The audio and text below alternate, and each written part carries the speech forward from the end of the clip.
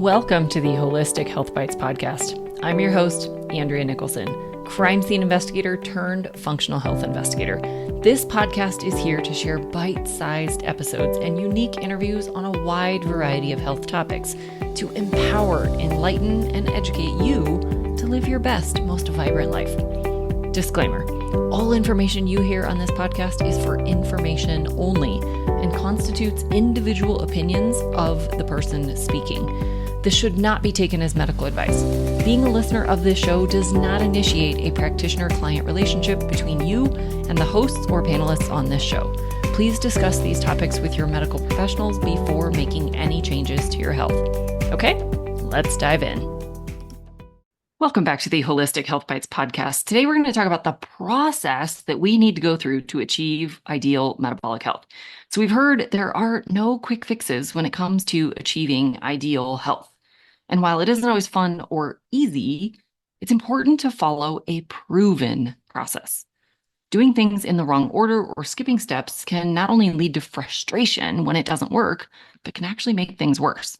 So what is the process? These are the systems in the body that need to be addressed, and I recommend in this order. Number one is liver detoxification and gut health. The digestive tract is vital for optimal health. This is where you take in your energy, your nutrients, and all of the building blocks needed for hormones, tissues, cells, enzymes, and every system in your body. This is also where you filter and eliminate toxins and waste products and excess hormones and bad microbes. And lastly, this is a huge part of your immune system, both in the most common exposures that you need to fight, but also in stimulating your body's responses to infections and invaders. If your detoxification pathways aren't open, toxins, microbes, and other harmful substances can accumulate, causing inflammation, food sensitivities, and just about any symptom throughout the body. So how might you know if your detox pathways are closed? If you have constipation, if you don't sweat very easily, regardless of your activity, if you have skin issues, acne, dry skin, eczema, any of these kinds of things, if you have breathing problems, if your ankles swell or your hands swell, or really if you have any unwanted symptom in your body, especially if you can't pinpoint it to any other cause.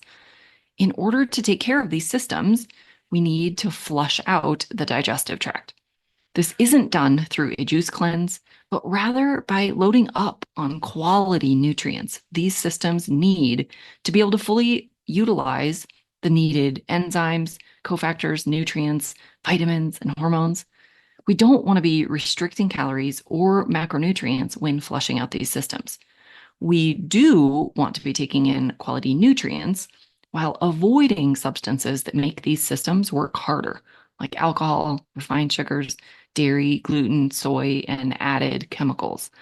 This process usually takes at least 2 weeks, but it can take longer depending on the state of your individual health.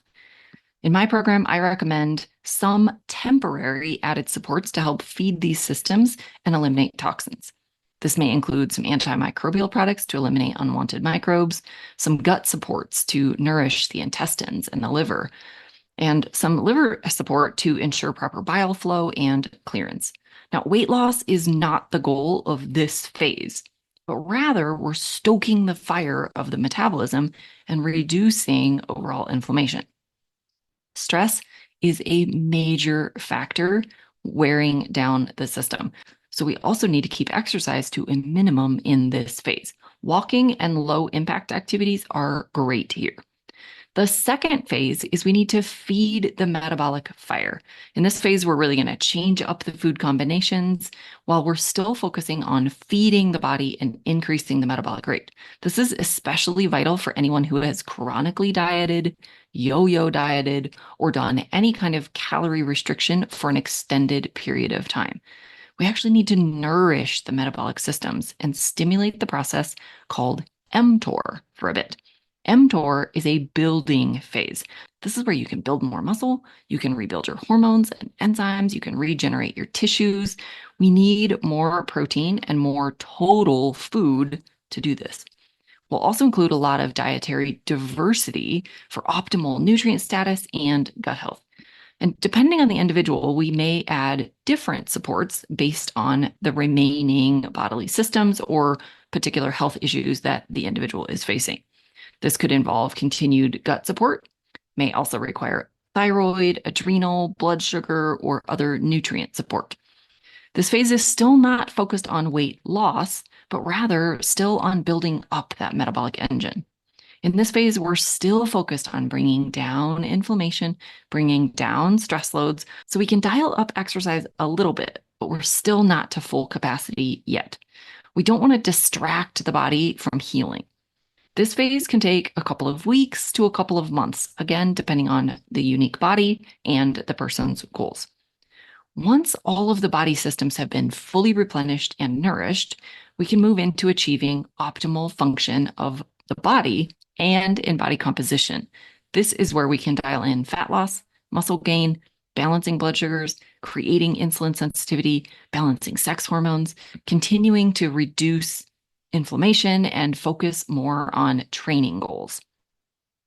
I recommend starting this phase by balancing insulin, sex hormones, and reducing inflammation before we dive into the deep end of the body composition goals. Often, these will come simultaneously, but when all the focus is put just on body composition, sometimes poor choices creep in, which will end up in a backslide in metabolic health. So this is the phase where we can start changing up the macros, leaning into specific nutrition plans based on the goals, and where we can support overall endocrine health. Blood sugar and insulin play direct roles in sex hormone balancing, brain health, inflammation, body composition, fuel usage in the body, and even in training capacity. With a properly formulated plan, this is where we can reduce calories or specific food groups to achieve ideal function and body composition goals. This phase can last for a few weeks to a few months, depending on the body and goals. This isn't really a calorie restriction phase, but more of an optimization of macros and nutrients and food choices to achieve certain goals. So we may dial the calories back some because we were overfeeding the body in the previous phases, but we're still not really going to go crazy into a calorie restriction because that just starts the whole yo-yo cycling again. And then in this final phase, we can implement things like fasting. Now, fasting can be a wide range of different definitions.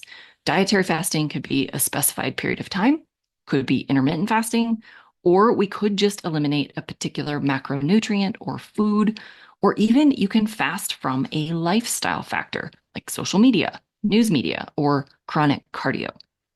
This is a temporary fast to break addictions, to allow the body to repair and regenerate, to remove old senescent cells, and to boost the immune system.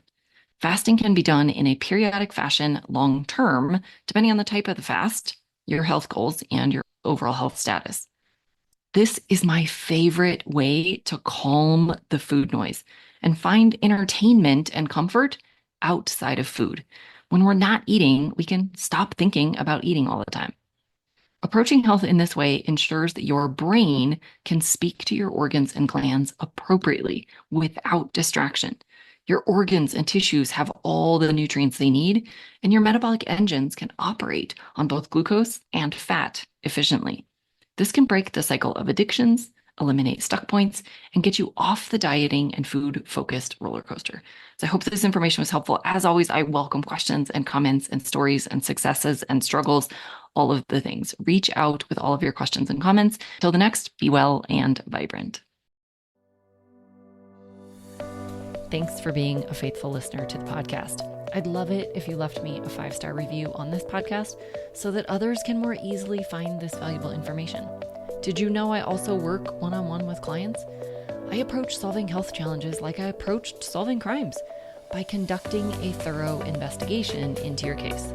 Sadly, hundreds of millions of people in the US have insulin resistance, prediabetes, and diabetes, and the vast majority have no idea. I'm here to fix that. If you struggle with low energy, stubborn weight, hypertension, sleep disturbances, or any other undesired symptoms, let's talk. All you have to do is schedule a free call. The link will be in the show notes. And no, you do not need to live near me.